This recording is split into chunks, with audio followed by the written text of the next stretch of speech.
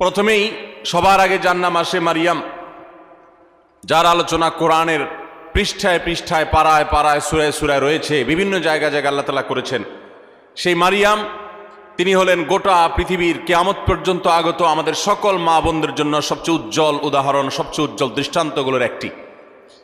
কোরআনে মারিয়ামের পাশাপাশি আমাদের মা, মুমিনদের মা উম্মুল মুমিনিন নবীপত্নী আয়েশা রাদিয়াল্লাহু তাআলা আনহা, তার সম্পর্কে সূরা নূরে কয়েকটি আয়াতে আল্লাহ রাব্বুল আলামিন আলোকপাত করেছেন।